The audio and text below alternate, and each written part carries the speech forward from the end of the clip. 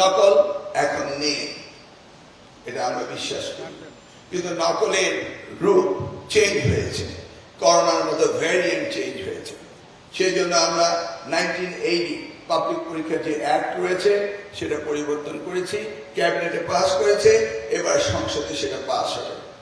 অর্থাৎ ধরুন কোন প্রতিষ্ঠানে নকল পাওয়া গেল, একজন এসএসসি পরীক্ষার্থী, তার বয়স 16 বছর, আমরা সেই নকল পাওয়াটাকে ওই জুবিনিয়াল একজন আন্ডার এজকে আমরা পানিশমেন্ট দিতে পারি না, ইটস নট প্রপার, আমরা তাকে প্রভিশনে পাঠাতে পারি।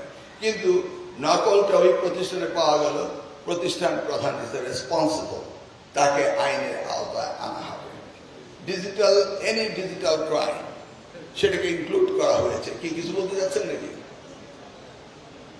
কিছু বলতে চাইলে বলবেন, আই এম উইথ ইউ, আমি আপনাদের সাথে কাজ করতে চাই। আপনারা হঠাৎ গুনগুন করে বললেন it means you don't agree, বলুন, একদিন দাঁড়িয়ে বলুন কি করা যায়, বলবেন? বলুন, আমরা সংসদে আলোচনা আইন চেঞ্জ করে ফেলবো। আপনার দরজার লক, চাবি আপনার কাছে, ঘরে যদি কোন রকম উইপেন্স পাওয়া যায়, পুলিশ কি আপনাকে অ্যাকিউজ করবে না? এখানে পুলিশ অফিসার রয়েছে, এম আই রাইট? দরজার লক, আমার ঘর, চাবি আমার কাছে, আপনি ওখানে গিয়ে আগ্নেয়াস্ত্র পেলেন, will you punish me? Yes or no? Absolutely. We means সকলকে দায়িত্ব নিতে হবে। যখনই একজনের দায়িত্ব আরেকজনের উপর দিয়ে দেওয়া হয় তখনই কাজ হয় না। ক্লিয়ার? এটা হচ্ছে সিনসিয়ারিটি, অনেস্টি, ডেডিকেশন। আপনাকে বুঝতে হবে I am running this institution, it's my responsibility, এটা বুঝতে হবে। সেই জন্য আইনের গতিতে চলবে।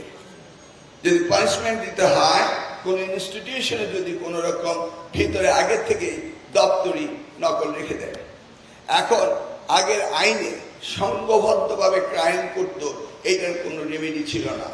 বাইরে থেকে জোর করে আসা, আমাদের প্রতিষ্ঠান প্রধানকে জোর করে তাকে আটকে রেখে সেখানে কিছু করা, সেগুলি আইনের আওতা আনা হয়েছে।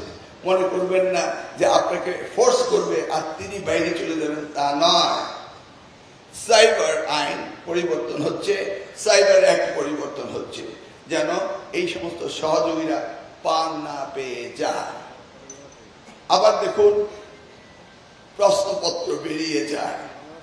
গত বছর গত পরীক্ষায় আমি প্রশ্নপত্র ব্যাপারে একদম যতটা সম্ভব আমি অ্যালার্ট ছিলাম। Still I know there is a certain leakage.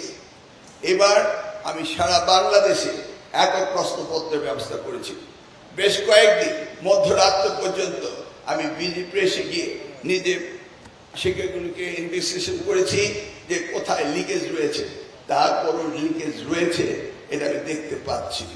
সেগুলোকে কিভাবে ক্লাব করা যায় সেই ব্যবস্থা আমরা নিচ্ছি। তবে যদি প্রশ্নপত্র কোথাও আউট হয়, এই ধরনের কোনো সম্ভাবনা থেকে থাকে, সেটা আমি জানার পর যদি কোন অবস্থা এটা হয়, কাউকে ছাড় দেওয়া হবে না। এই জন্য আফটার এক্সামও আমরা কঠিন আইনের ব্যবস্থা করছি।